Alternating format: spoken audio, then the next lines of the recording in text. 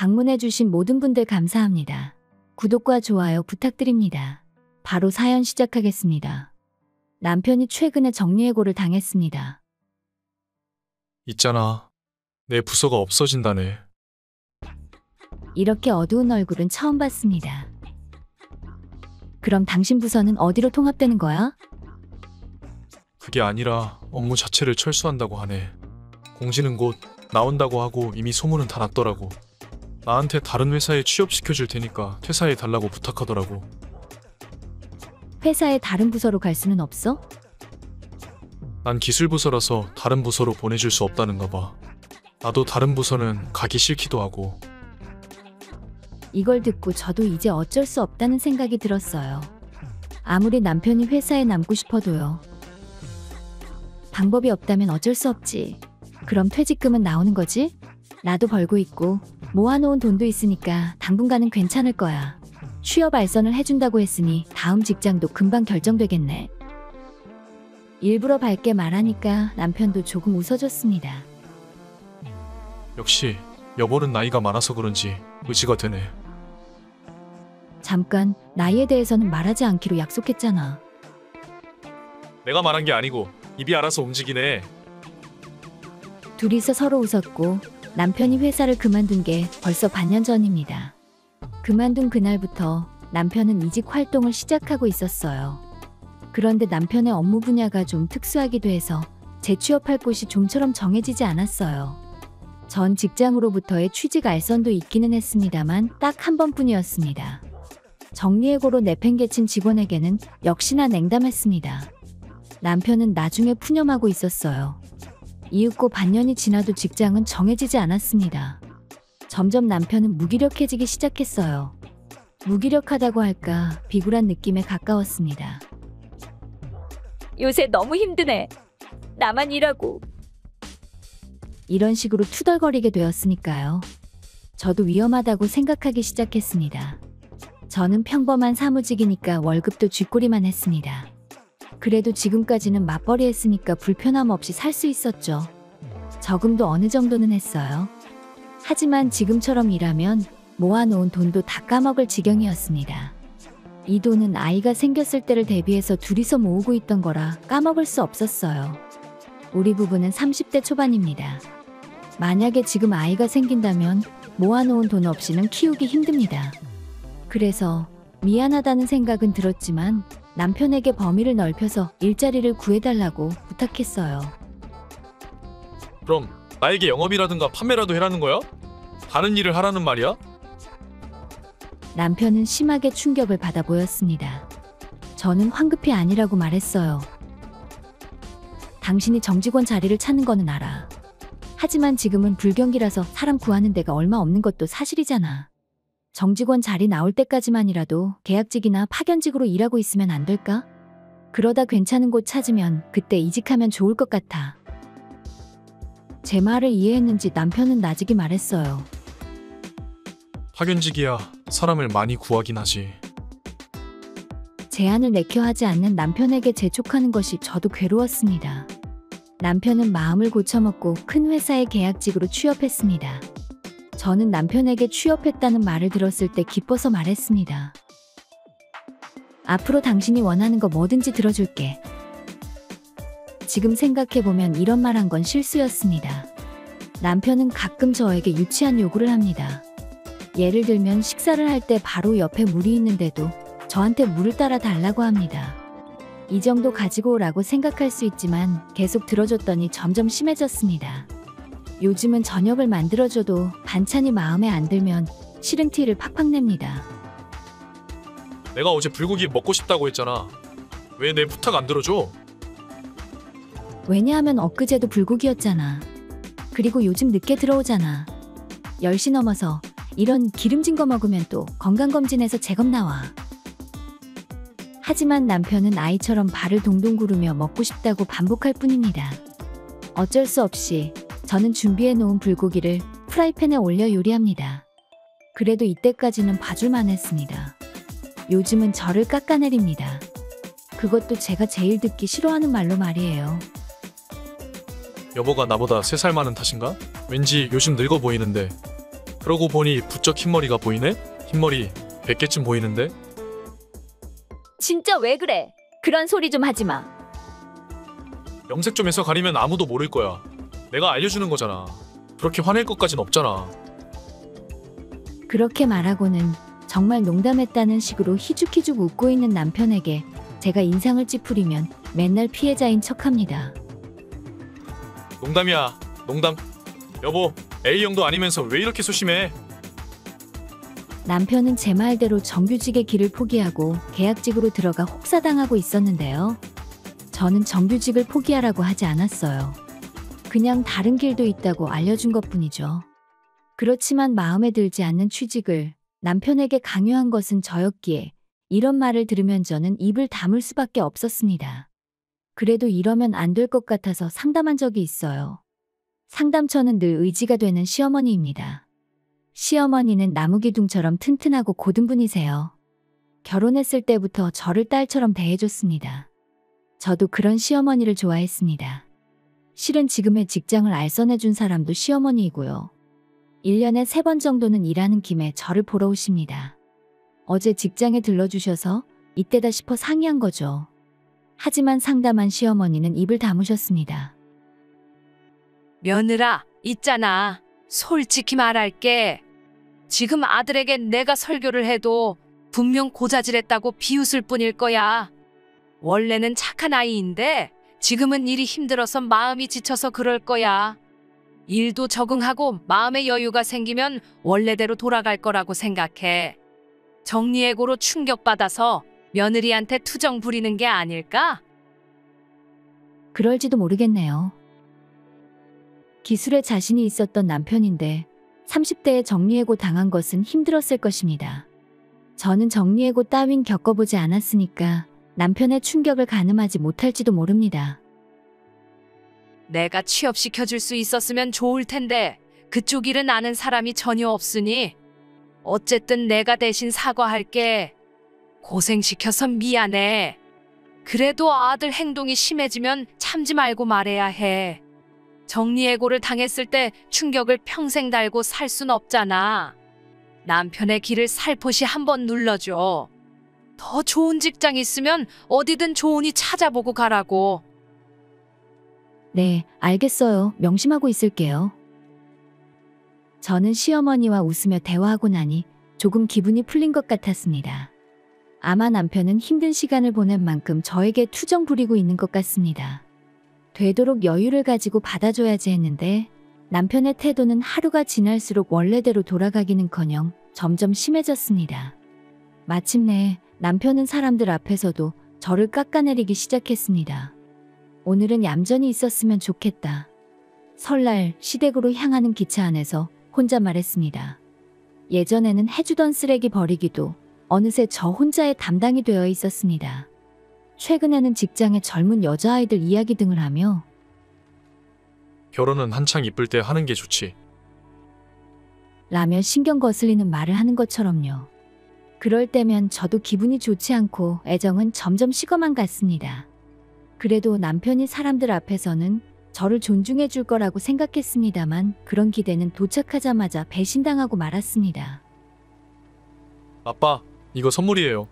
집사람이 고르고 있었는데 세워라 내워라 늦장 부려서 제가 골랐어요. 하마터면 기차 놓칠 뻔했지 뭐예요. 처음부터 저를 깎아내리는 남편입니다. 시아버지도 좀 당황하셨어요. 참고로 선물 고르다가 늦을 뻔한 건 남편입니다. 저는 귀성 전 백화점에서 선물을 고르고 있었는데 그것이 마음에 들지 않아 남편이 기차 타러 가는 길에 다시 산 겁니다. 시아버지의 반응도 모르고 남편은 기분 좋아 보였습니다. 죄송합니다. 선물 마음에 드셨으면 좋겠네요. 선물 고마워. 뭐가 됐든 다 마음에 든단다. 집에 들어가 부엌에 있던 아가씨를 만났습니다. 새언니, 오랜만이에요. 잘 지냈어요? 오랜만이에요. 아가씨 왜 앞치마하고 있어요? 평소라면 아가씨도 모두와 담소를 나누고 있었을 겁니다. 이상하게 여긴 제가 물어보자 아가씨는 눈살을 찌푸렸습니다. 사실은 지금 거실에 사촌들 와 있어요. 다들 예의 없고 밥맛이에요. 게다가 나이는 많은데 다들 결혼도 안 해서 히스테리가 심해요. 저만 보면 여자 소개해달라는데 귀찮아 죽겠어요. 게다가 제가 직업상 딱딱하게 구니까 여성스럽지 않다고 놀려대는 놈들이에요. 제가 어떻게 저런 사람들을 소개할 수 있겠어요? 예전에 뭔 일 있었어요? 화 안 내시는 분이 화가 나셨네요. 말도 말아요. 상대해봤자 저만 화나니까 그냥 부엌에서 일하는 척하는 거죠. 안방에 가서 인사만 하고 이리로 도망와요. 어차피 아빠가 사촌들 상대해줄 거예요. 알겠어요. 그럼 저도 인사를 좀 드리고 이쪽으로 올게요. 그래요. 엄마는 잠깐 나갔으니까 곧 올 거예요. 그러면 저희 셋이서 수다 떨면서 식혜나 한 잔씩 해요. 식혜도 얼마 안 남았는데 걔네들 주기 아까우니까 저희끼리 몰래 먹죠. 싱글벙글하면서 험한 말을 뱉는 아가씨를 남겨두고 저는 안방으로 갔습니다. 안방에는 술 냄새가 많이 났습니다. 아무래도 다들 많이 드신 것 같았어요. 시아버지를 제외한 모든 사람이 얼굴이 빨개져 희죽희죽 웃고 있습니다.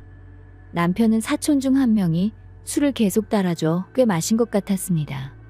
아가씨 말대로 남편을 빨리 자리에서 꺼내줘야겠다고 생각하고 남편 곁으로 갔습니다.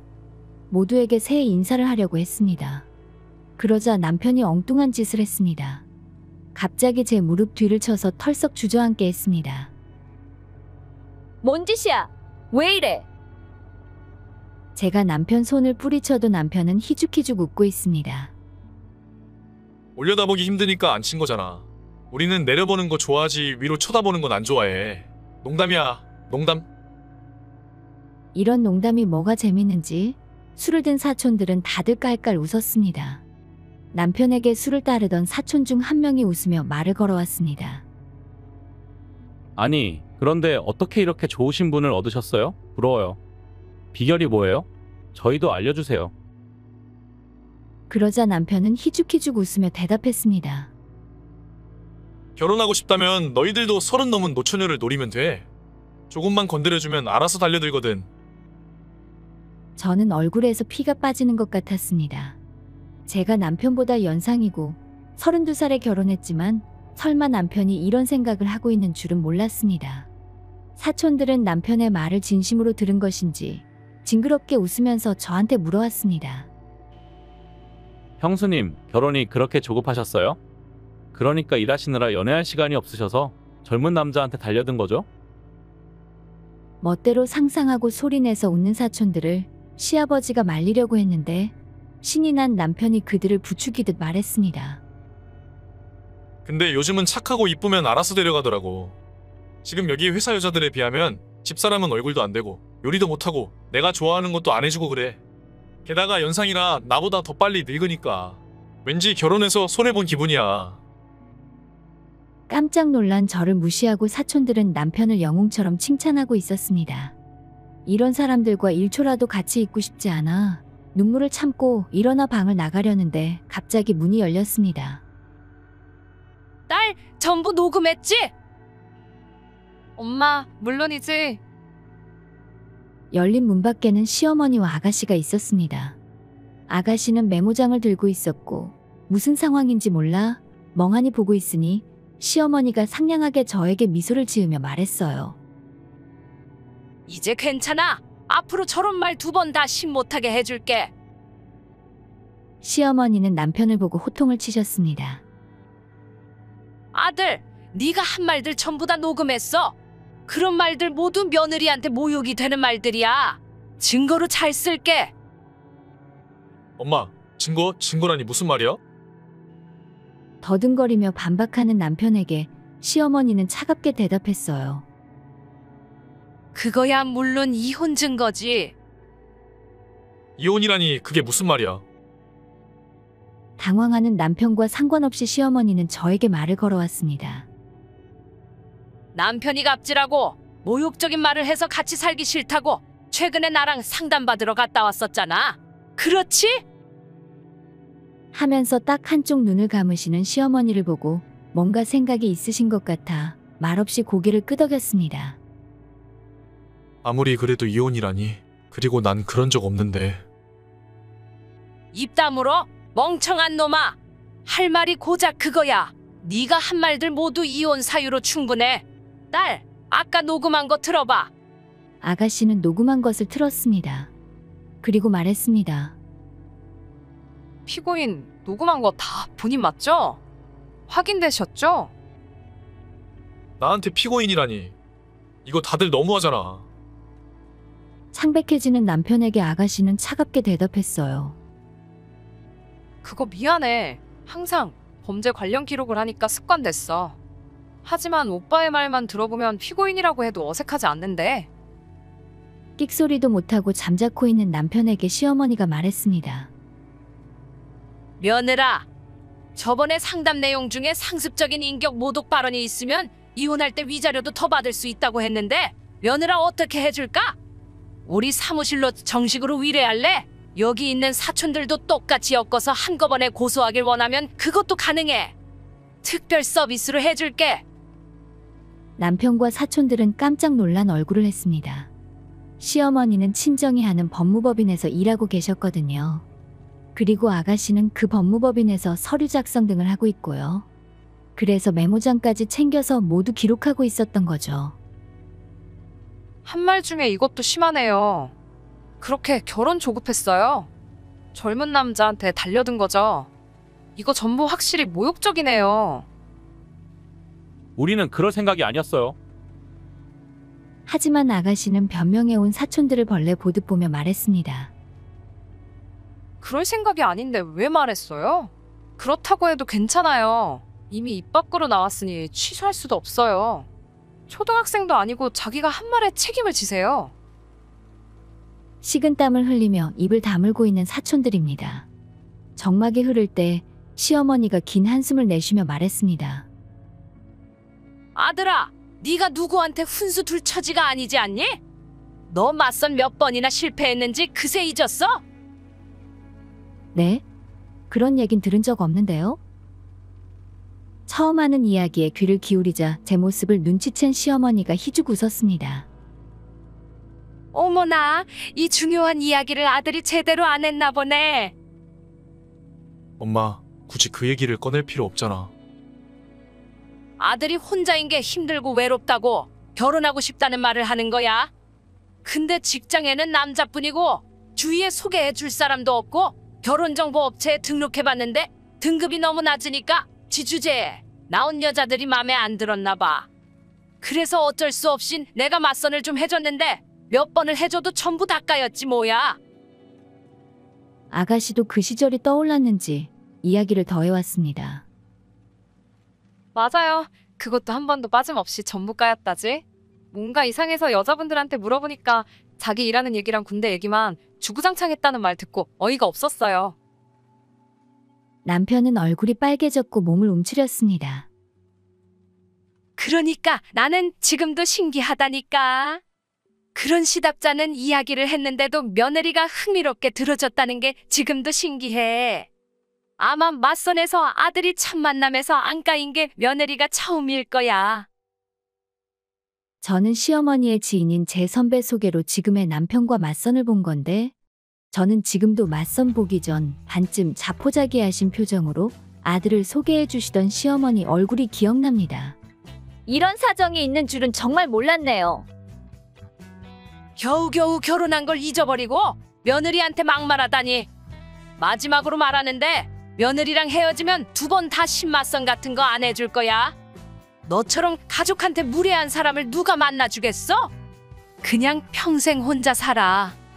며느라, 너는 너한테 상처 주는 사람이랑 같이 살지 말고 좋은 사람 만나서 다시 시작해. 남편이 갑자기 흐느끼며 제 무릎에 매달렸습니다. 여보 미안해. 정말 미안해. 난 당신뿐인데 날 버리면 나는 어떻게 살겠어. 내가 연하라서 철도 없고 말도 잘못하니까 이해 좀 해줘. 당연히 평생을 함께한다고 생각하니 내가 말을 너무 편하게 했나봐.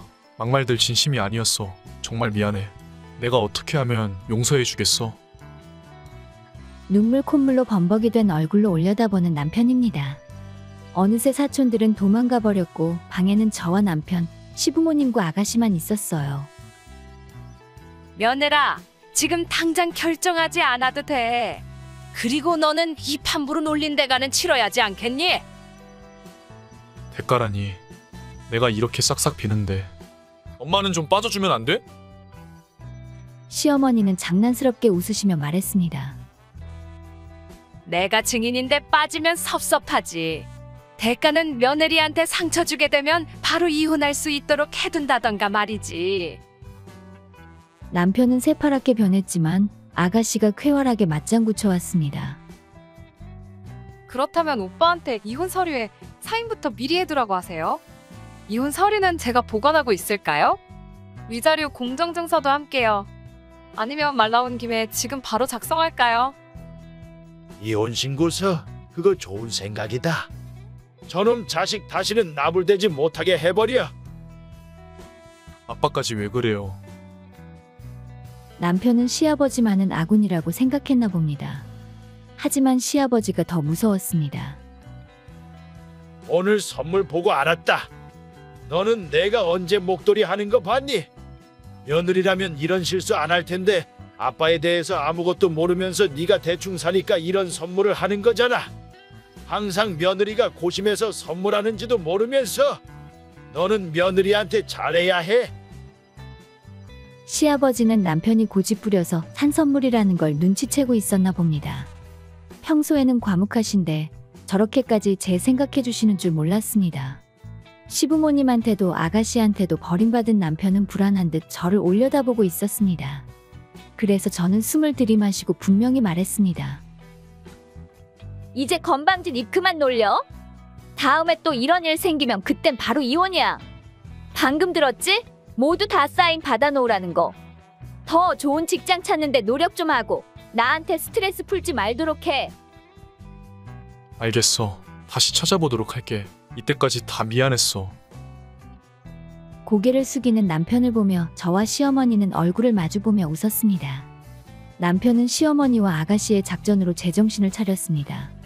이제는 남편이 무례하게 굴지 않네요. 하지만 방심하면 안 되겠죠?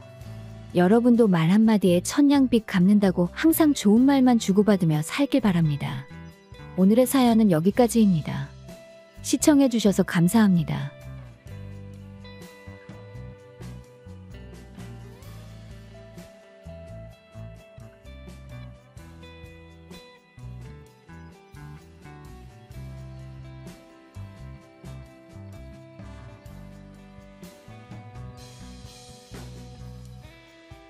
방문해주신 모든 분들 감사합니다.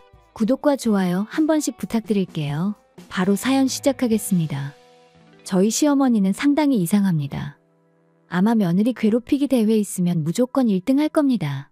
아주 능력이 뛰어나시거든요. 그 덕분에 저는 정신적 피해를 입었고 만신창이입니다.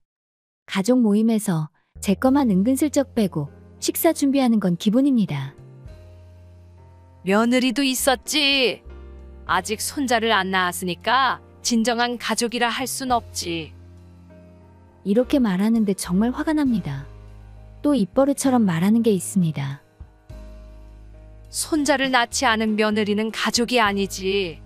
어차피 피도 안 섞였는데 남이랑 다를 게 없지. 한 귀로 그냥 흘려듣습니다. 손자 말을 하기 시작하면 최소 30분은 말하니깐 그냥 무시합니다. 어느 날에는 가족 모임에서 시어머니가 또 손자 공격을 했는데 평소보다 더 끈질겼습니다. 1시간 넘게 말한 것 같은데 시어머니의 입놀림에 맞춰서 뇌 속에서 리듬 타며 즐겼어요. 저희 부모님도 어쩌다 불합리하게 화를 내시는 일이 있었기 때문에 이 정도는 견뎌집니다. 그리고 저는 쌀밥을 별로 좋아하지 않아서 대부분 점심은 빵이나 면 종류를 먹는데요. 며느라, 너 혼자서 맛있는 거 먹네? 남편은 밖에서 열심히 일하고 있는데 팔자 좋다. 이러시는데 그러면서도 시어머니도 같이 드십니다. 그리고 아주 이골이 나는 게 방을 하나씩 청소 체크를 합니다. 임신 준비에 전념하기 위해 지금은 전업주부인지라 낮에는 딱히 할 일이 없으니까 청소를 열심히 합니다. 그 덕분에 시어머니 잔소리할 게 없었는데 슬리퍼도 자주 세탁해야지. 여기 봐라. 까맣잖아. 더러워 죽겠어. 시어머니가 슬리퍼 뒷면을 보여주며 말하는데 웃겨 죽는 줄 알았습니다. 슬리퍼를 세탁한다는 말은 처음 들어봤어요. 걱정하지 마세요. 저희 슬리퍼 싸구려니까 얼룩이 눈에 띄면 바꿀게요. 너는 돈이 남아도니? 아무튼 요즘 애들은 물건 귀한 줄 몰라. 물건 소중히 안 하는 사람은 우리 집 며느리 아니다. 시어머니에게 혼났습니다. 애당초 아이를 낳지 않은 시점에서 이미 시어머니에게 남이라고 취급받고 있었는데 이제는 물건도 소중히 해야 한답니다. 그리고 냉장고에 유통기한 하루 지난 우유가 있었는데 시어머니 단속에 걸렸습니다. 우리 아들 예민해. 유통기한 지난 건 먹이지 마. 그거 하루밖에 안 지나서 제가 먹으려고 둔 거예요. 내가 뭐라 하니까 핑계 대기는. 아들한테 먹이려는 거 다 알아. 막무가내로 버려졌습니다. 어떻게 보면 시어머니에게 감탄합니다. 작게 써진 유통기한 하나하나 확인하는 게 어쩌면 치매 방지를 위한 두뇌 훈련의 하나인지도 모르겠네요. 그리고 형님도 조카를 낳을 때까지 시어머니에게 괴롭힘을 당했다는 것을 듣고 아군이 있다는 안도감이 들었습니다. 그런 시어머니 성격 때문에 친아들인 남편이나 아주버님도 시어머니를 좋게 생각하지 않아서 거리를 두고 있어요.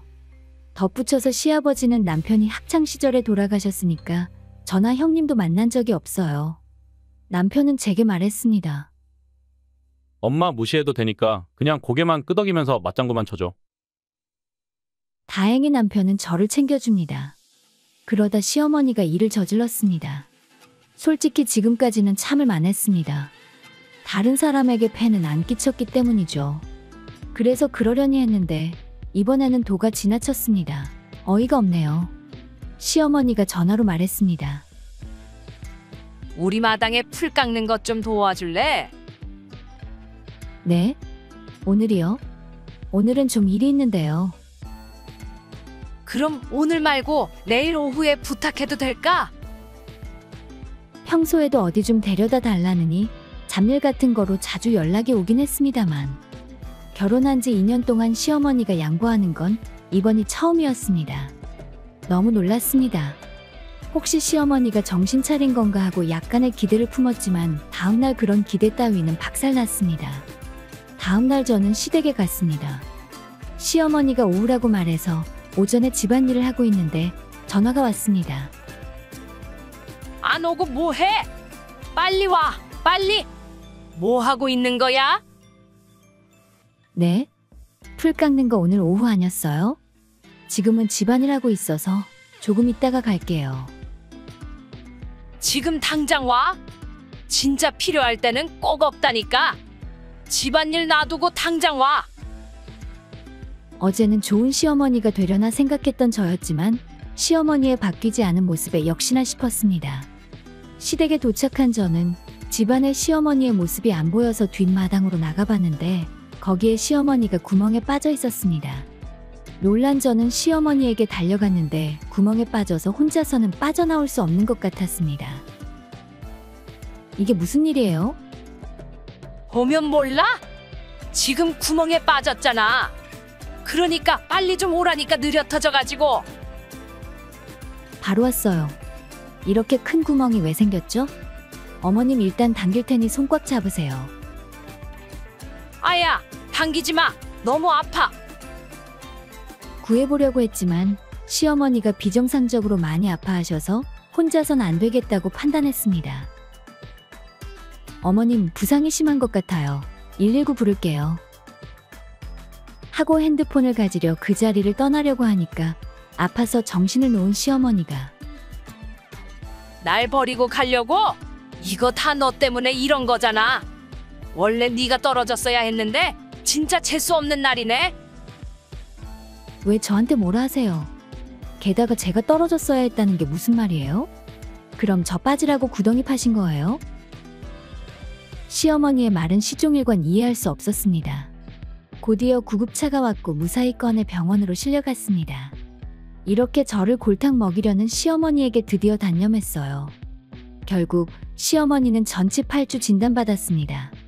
입원도 한 달은 필요하다고 의사가 말했습니다. 그리고 시어머니 입원 절차를 마치고 귀가했는데 다음날 전화가 왔습니다. 아까 카톡으로 필요한 물건 목록 보냈으니까 병원으로 좀 갖다 줘.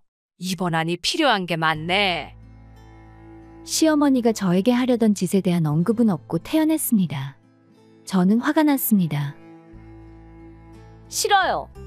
저는 어차피 남이니까 병원에 갈 이유가 없다고 생각해요. 어머님 가족에게 부탁하세요. 그게 무슨 소리야? 이유가 없다는 게 말이 돼? 너는 내 며느리잖아. 아니요. 저는 손자를 낳지 않았기 때문에 가족이 아니에요. 항상 말씀하셨잖아요. 지금 나랑 말장난하자는 거야? 아픈 사람 화나게 하지 말고 얼른 사란 거 사서 병원으로 와. 싫어요. 지금까지 계속 남이라고 들었고 어머님 말씀대로 전 남이에요. 어머님과 저는 피도 안 섞인 남이죠. 그런 남이 어떻게 돌봐드리겠어요? 그리고 지금까지 장난이셨어요? 그런 줄 몰랐네요. 시어머니가 도와달라는데 며느리가 돼서 싫다고? 너 정말 1억이야? 좋은 말로 할 때 빨리 와라. 너 앞으로 나 안 볼 거야? 저는 어차피 남이고 남인 며느리가 할 일은 아닌 것 같아요. 가나 안 가나 욕먹을 것 같으면 안 갈래요. 그리고 어머니가 언제 저 보고 싶어 하셨어요? 재미 하나도 없다. 인제 그만해. 너 이렇게 나오겠다는 거지? 옆에 아들 있으면 바꿔봐.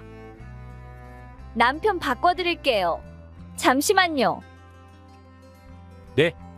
여보세요? 며느리가 지금 날 놀리고 있어. 병원에 안 온다잖아. 너한테 지금 필요한 거 보내줄 테니까 사서 좀 갖다 줘. 엄마, 며느리는 남이라며? 남처럼 대하는 며느리 남편이니까 나도 남인 거 아니야? 그런 내가 병원에 가는 건 말이 안 되지.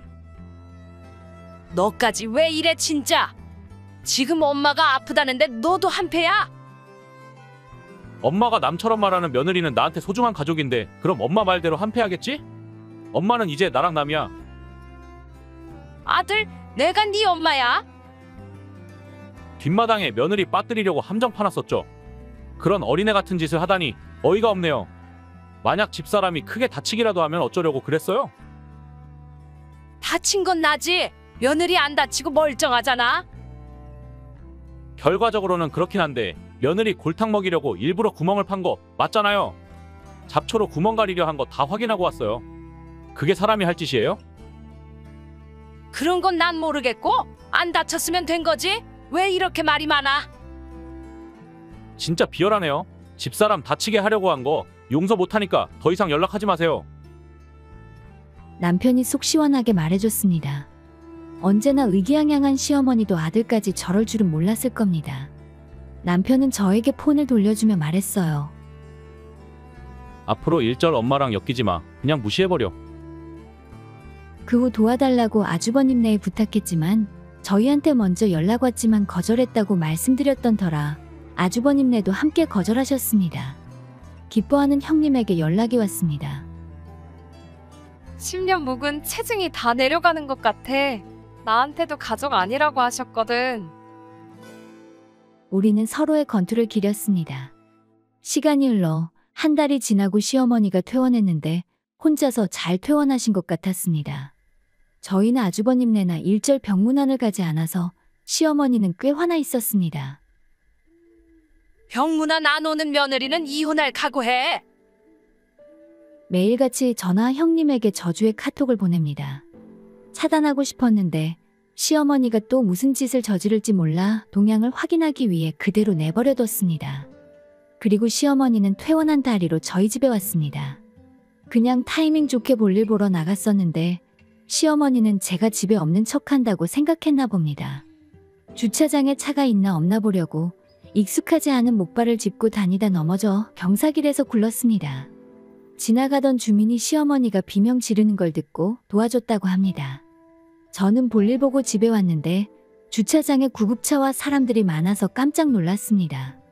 시어머니가 다친 줄 모르고 무슨 일인가 하고 가까이 가봤는데 저기 제가 며느리예요. 들것으로 운반되어 가는 시어머니가 저를 발견하고 말했습니다. 구급대원이 제게 왔고 구급대원 분들께 폐를 끼칠 수 없어서 마지못해 구급차에 함께 탔습니다. 병원으로 이송 중에 시어머니는 말했습니다. 어디 갔다가 이제 온 거야? 이번에 입원하게 되면 매일 평문안 와야 해. 이렇게 소리를 질렀습니다. 한 달 만에 시어머니와의 재회입니다만 여전히 횡포입니다. 시어머니는 구급대원이 조용히 하라고 해도 듣지도 않았습니다. 병원에 도착할 때까지 끊임없이 병문안 오라고 짓거려대더라고요. 저는 병원에 도착해서 시어머니가 진찰실에 들어가는 순간 바로 병원을 나왔습니다.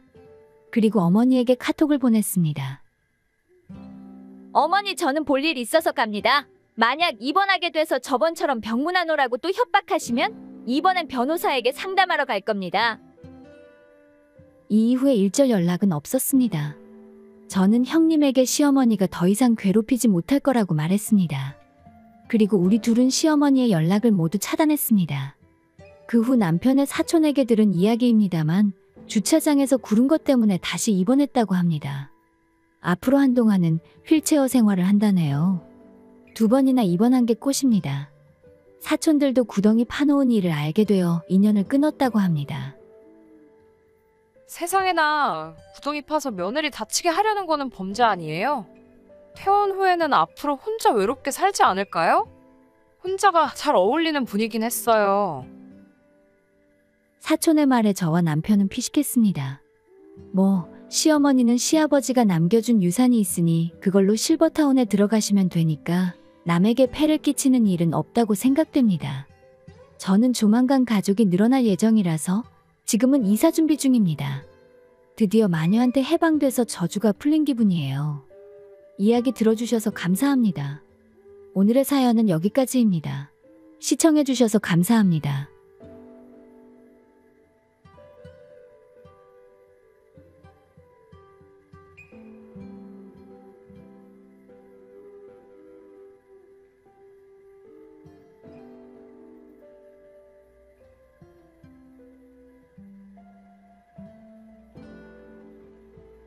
안녕하세요.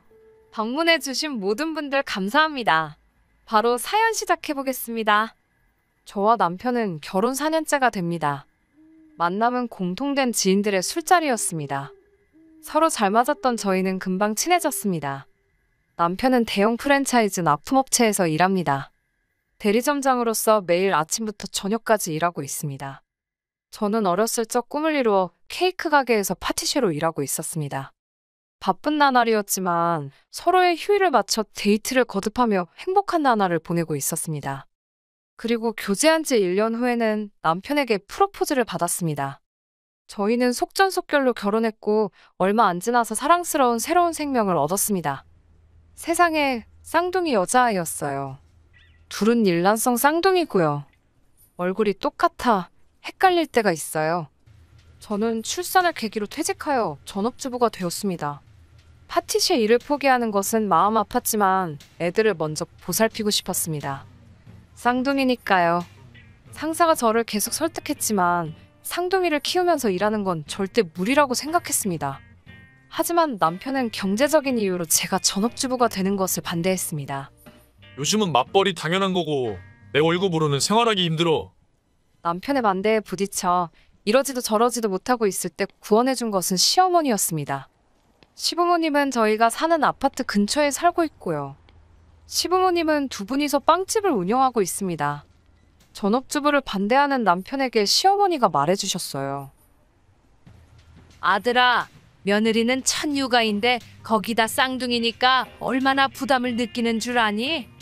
어차피 너는 일하느라 애들 돌보기 힘들 테고 그러니 며느리가 애들을 집에서 돌보는 게 맞아.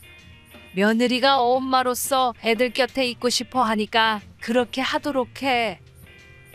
시어머니의 말을 들은 남편은 고개를 끄덕일 수밖에 없었습니다. 이렇게 해서 저는 전업주부가 되었습니다. 그래도 쌍둥이 육아는 정말 힘들었어요. 혼자서도 첫 육아는 힘들다고 들었는데 그게 2명이니까 정말 상상할 수 없게 힘듭니다. 솔직히 육아보다 일하는 게 더 쉬운 것 같아요. 아이는 자고 있어도 깨어 있어도 눈을 뗄 수도 없고 드디어 잠들었다고 생각할 땐 보란듯이 밤에 울고불고 그러니까요. 게다가 둘이 시간차를 두고 교대로 올 때도 있고요. 그러니 한숨도 못 자는 날이 계속됐습니다. 남편은 아침 일찍 집을 나가 밤늦게 집에 돌아옵니다. 게다가 남편은 자기 방에서 잠만 자니 얼마나 좋을까요? 아기가 울어도 일어나지 않아도 되고 그런 남편이 어떻게 보면 부럽습니다.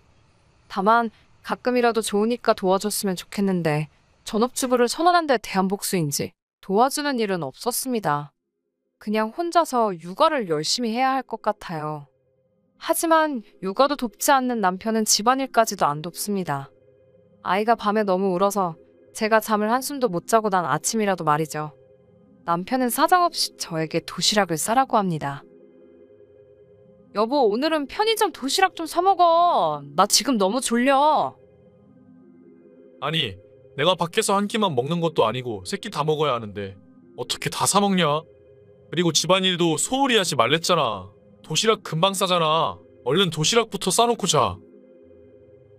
결국 남편 도시락도 챙겨서 보내고 나니 애들 밥도 해야 하고 빨래하고 청소도 해야 하고 그러다 점심 먹을 시간이 되고 합니다. 저녁 시간이 되면 또 밥 먹고 애들 재우고 다람쥐 쳇바퀴 같은 나날을 보낼 때 저에게 천사라도 온 것인지 시어머니께서 도움의 손길을 주셨습니다. 내가 애들 좀 봐줄 테니까 며느리는 들어가서 좀 쉬어. 시어머니가 가게를 시아버지에게 맡기고 애들을 봐주러 오게 된 것입니다. 남편 일이 힘든 건 알아요. 그래서 집안일을 도와줬으면 하는 생각은 없어요. 하지만 휴일엔 남편은 자기 방에만 틀어박혀 있어요. 컴퓨터 게임하며 계속 놀기만 합니다. 옛날에는 휴일이면 별일 없어도 둘이서 나가 바람도 쐬고 했는데 아이가 생기고 나서부터 남편은 자기만의 시간을 가지려고 합니다. 적어도 휴일에는 아이들과 밖에서 놀아주거나 아니면 목욕이라도 좀 시켜주면 좋겠어요. 아빠와 함께하는 시간이 너무 없는 애들이 어떨 땐 불쌍하기도 합니다. 하물며 남편은 애들 얼굴 차이를 구분하지 못하고 있는 걸로 의심되기도 합니다. 저는 시어머니 도움이 없었다면 정말 못 해냈을 것 같은데 시어머니 덕분에 아이들이 무사히 자라줘서 지금은 3살이 됐습니다. 시어머니께서 육아를 돕느라 고생하셔서 그런지 어느 날부터 몸이 안 좋아지셨습니다. 다행인 건 이때쯤 애들도 어린이집에 다니기 시작해서 저 혼자 육아를 할 수 있게 됐습니다. 하지만 문제는 시부모님 빵집이었습니다. 시부모님의 빵집은 시부모님이 함께 빵을 만들고 주로 시어머니께서 손님을 맞으셨습니다. 시어머니가 가게에 나갈 수 없게 되면 아르바이트를 고용할 수밖에 없는데 그렇게까지 장사가 잘 되진 않았어요. 그래서 시아버지 혼자서는 힘들 것 같아 가게 문을 닫을 생각까지 했대요. 저는 이야기를 듣고 먼저 시부모님께 제안했어요. 제가 가게 도와드릴게요. 이제 제가 도와드릴 차례인 것 같아요. 정말? 고맙지만 괜찮겠어? 이제 애들 어린이집 가니까 괜찮아요. 그치만 월급 줄 만큼은 여력이 안 되는데 그래도 괜찮겠어? 그런 건 생각하지 마세요. 제가 두 분께 신세진 거 생각하면 월급은 오히려 제가 드렸어야 했는데요. 그렇게까지 말해준다면 정말 고맙지. 근데 아들이 맨날 가게 접으라고 하는데 며느리까지 와서 돕겠다고 하면 난리치지 않을까? 시어머니는 남편의 반응도 신경 쓰고 있었습니다. 그리고 시어머니의 걱정은 적중했습니다. 당신이 가게에서 일을 왜 해? 저녁 밥 먹으며 제가 시부모님 가게를 도와주겠다고 하니까 남편은 노골적으로 싫은 표정을 냈습니다. 지금 어머님 몸이 안 좋은 것 같아. 이번에 검사한다고 입원하기로 했잖아. 지금 잘 때 다리가 저려서 잠도 잘 못 잘 정도래. 어머님이 많이 도와주셨으니까 나도 좀 도와드리려는데 괜찮지? 괜찮긴 뭐가 괜찮다는 거야. 일하면서 집안일이랑 육아를 할 수 있어? 나는 너가 일한다고 집에 소홀해지는 게 싫어. 애들은 이제 어린이집 가니까 그 시간에 좀 도와드릴까 싶어. 그리고 알아서 잘할 테니까 집안일은 걱정하지 마. 돈은 주겠대? 설마 돈도 안 받고 도와드리겠다고 한 건 아니지? 돈 얘기를 어떻게 해? 그리고 차비 정도는 챙겨주신다고 했어. 그러자 남편은 시어머니에게 전화를 걸기 시작했어요. 엄마, 가게 그만하라니까. 왜 집사람까지 끌어들이고 그래? 아무튼 나는 반대니까 두 분이서 알아서 하세요. 시어머니도 전화로 불평을 하셨습니다. 너는 엄마가 몸이 안 좋다는데 가게 그만하라는 말밖에 못 해주니? 저는 전화기 너머 들리는 말들이 슬펐습니다. 한참 전화를 한 남편은 시무룩한 모습으로 제게 말했습니다. 가게 나가더라도 집안일 내팽겨치지 말고 할 건 하면서 도와야 해. 알겠어? 남편은 할 말만 하고 얼른 자기 방에 들어갔습니다. 나중에 시어머니를 만나서 남편과의 통화에 대해 이야기를 나누었습니다. 며느라, 미안해. 괜히 우리 때문에 속 시끄럽지. 아들이 원체 싸가지가 없어야 말이지. 혹시 아들 눈치 많이 보이면 그냥 가게 일 안 도와줘도 괜찮아. 아니에요. 괜찮아요, 정말. 어머님 건강 회복하실 때까지 저랑 아버님이랑 가게 지키고 있을게요. 저는 괜찮다는 만류에도 반강제로 시부모님의 빵집을 찾았습니다. 도와주기로 마음을 먹은 거죠. 이때부터 생활은 힘들었습니다. 아침에 남편 도시락을 싸서 보내고 애들을 어린이집에 보내고 나서 시부모님 빵집에 가서 가게를 도와드립니다. 그리고 애들 마치면 데리고 시댁으로 갑니다. 그러면 시어머니께서 애들을 봐주셨습니다. 참 고마웠습니다. 그리고 해질녘쯤 가게 마감까지 저는 도왔습니다. 그러면 다시 애들을 데리고 집으로 돌아와 저녁을 먹이고 목욕시키고 재웠습니다. 그 후에 남편이 일을 마치고 집에 오면 대체로 배고파해서 저녁을 다시 차려줍니다. 이제 남은 설거지와 청소를 좀 하면 하루가 끝나는 거죠. 하루하루가 힘들었지만 열심히 생활했습니다. 슬픈 것은 제가 가게를 돕기 시작하면서 남편과의 대화가 더 줄어들고 있다는 것입니다. 제가 육아를 시작하면서 서로 대화가 점차 줄어들었고 남편은 종종 기분 상하는 말들도 했습니다. 그러다 가게까지 돕게 되니 더욱 차갑게 대했습니다.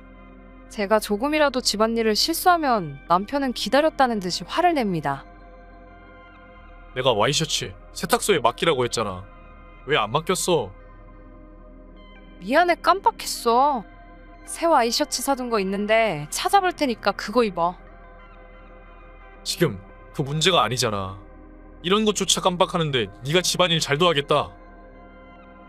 저는 집안일은 일절하지 않으면서 왜 저렇게 말을 하는지 이해 불가입니다.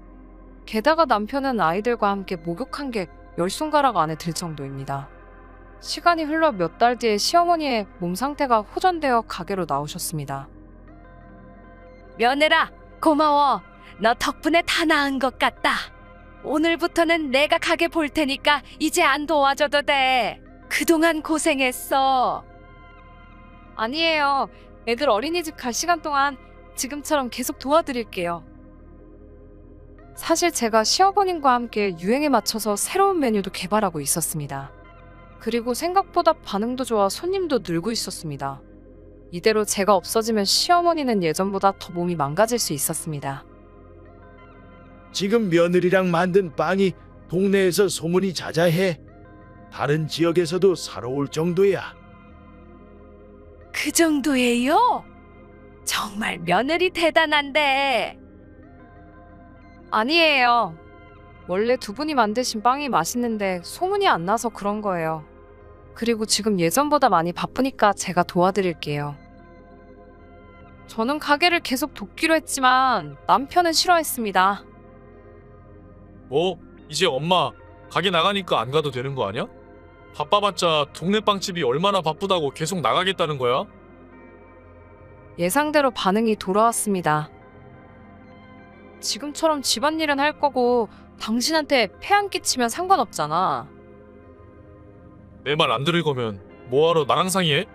그럴 거면 그냥 네 하고 싶은 대로 하면 되지. 어쨌든 쓰레기도 제때제때 버리고 집안일 똑바로 하는지 볼 거야. 저는 남편이 반대했어도 말하고 당당하게 가게를 도와드릴 수 있어서 좋았습니다. 그 후 가게는 계속 번창했고 애들도 빵집에 들리는 걸 좋아했습니다. 쌍둥이 아이들을 알아보는 것은 어린이집 선생님도 가끔 틀릴 정도지만 시부모님은 대체로 구분하셨습니다. 남편은 분간을 할 수 있는지 지금도 수상해요. 어느 날 동네 축제에서 대량 주문이 들어왔어요. 하지만 이 일로 온 집안이 뒤집어집니다. 엄청난 양의 주문을 해내려면 밤을 새워야 했습니다. 그래서 저도 함께 밤새며 도와드리기로 했어요. 시부모님은 걱정 반 기쁨 반이셨습니다. 남편이 난리칠 게 눈에 보였기 때문이죠. 뭐? 같이 밤새면서 도와주러 가겠다고? 그럼 집안일이랑 애들은 어떻게 하게? 애들은 가게에 데리고 갈 거고 집안일은 어쩔 수 없이 하루 정도는 미뤄야지. 하루만 좀 편의점 도시락 같은 거 사 먹고 해. 장난치지 마. 내가 네 마음대로 하란 거는 집안일은 기본적으로 하면서 도와라는 건데 지금 네 행동이 집안일을 제대로 하는 사람의 행동이야? 무슨 말을 해도 남편은 설득되지 않았고 저는 무시하고 그냥 도우러 갔습니다. 남편이 먹을 식사들은 미리 식탁에 만들어뒀고 세탁물은 그냥 놔두라고 식탁에 쪽지를 남겼습니다. 이러면 남편도 뭐라 안 할 줄 알았습니다. 그리고 그날 저와 시부모님은 거의 밤새워 빵을 만들었습니다. 애들은 밤이 되니 얼른 자버렸습니다. 아침 햇살이 보일 때가 되어서야 모든 작업을 끝낼 수 있었습니다. 다 끝났다. 진짜 이렇게 많은 주문은 처음이야. 다들 고생했어요. 며느리 정말 고생했어. 너가 도와줘서 무사히 끝났어. 고마워. 아니에요. 별 말씀을요. 저보다 두 분이 더 고생하셨어요. 밤샘 작업을 끝내고 아침 준비를 하고 있는데 애들이 일어났습니다.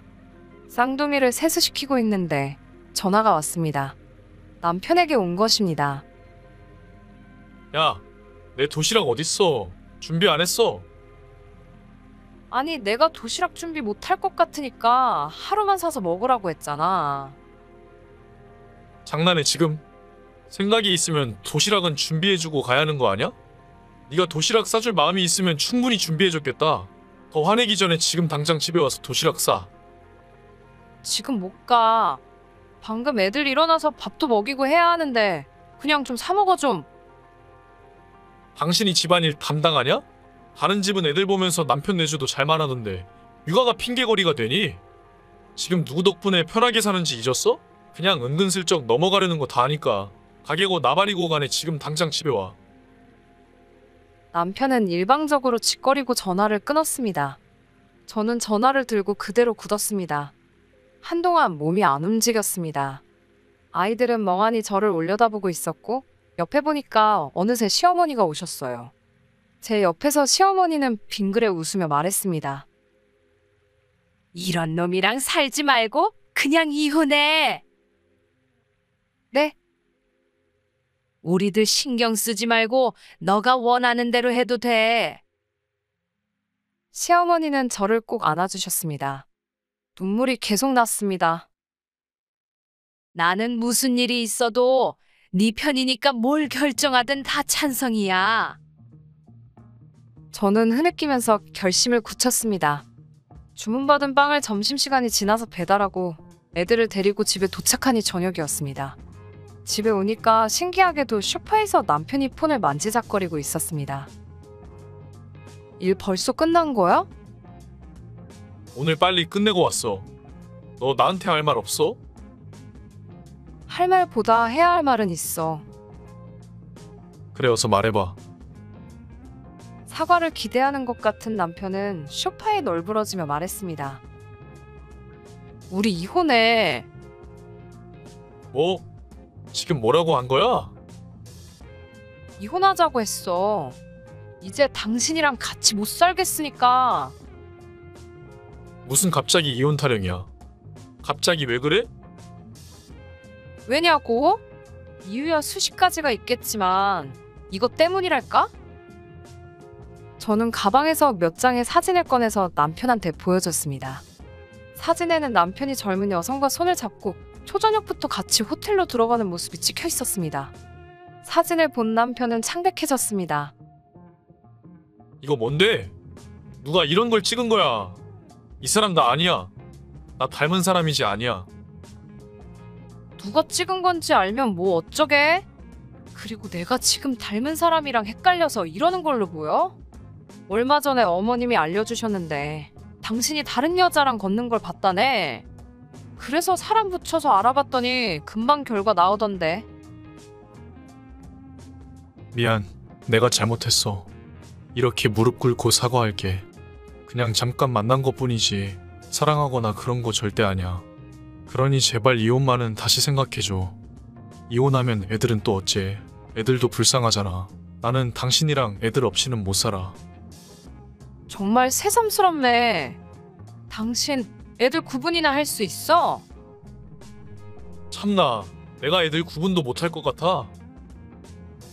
저는 아이들 방에 가서 아이들을 불러와 앉혔습니다. 저는 딸들이 못 듣도록 남편에게 귓속말을 했습니다. 그럼 지금 누가 언니인지 알아보겠어? 언니라고 생각되면 머리 한번 쓰다듬어 봐. 진짜로 무시하네. 기다려봐. 그러면서 남편은 아이들 앞에 섰고 잠시 고민하는 듯 했습니다. 이윽고 마음을 정한 듯 한쪽 아이의 머리를 쓰다듬었습니다. 그랬더니 다른 아이가 아빠, 저는 왜 안 해줘요? 저도 해주세요. 남편은 자신이 맞았다고 생각하고 안도한 것처럼 말했습니다. 언니만 해주는 게 아니고 둘 다 해줄 거야. 자, 해줄게. 제가 언니인데요. 아빠가 쓰다듬은 게 동생이에요. 아, 그래? 남편은 다시 얼굴이 새파랗게 질렸습니다. 저는 아이들에게 다시 방으로 들어가 놀아라고 했고 남편과 이야기했습니다. 아니, 원래 다 아는데 그냥 오늘만 헷갈린 거야. 그럴 수 있지. 나도 가끔 헷갈려서 실수할 때가 있어. 그치, 쌍둥이잖아. 헷갈리는 게 당연한 거야. 특별히 집안일이나 육아를 안 도와주는 건 이제 신경도 안 써. 내가 전업주부 하겠다고 한 것도 있으니 어느 정도 이해도 해. 그치만 조금은 애들과 놀아줬으면 좋겠고 내가 가게 일 돕겠다고 했을 때는 조금은 도와줄 줄 알았어. 나는 며느리지만 당신한텐 부모님이잖아. 근데도 이기적으로 당신만 생각하는 거 더 이상은 견디기 힘들어. 더구나 바람까지 피운 걸 알게 된 이상 당신과는 이제 끝이야. 그래, 네가 그렇게 말하니 내가 할 말이 없네. 저는 그날 애들을 데리고 집을 나왔습니다. 남편은 소파에 앉아서 고개를 숙이고 있었습니다. 그 후 저와 남편은 정식으로 이혼을 했습니다.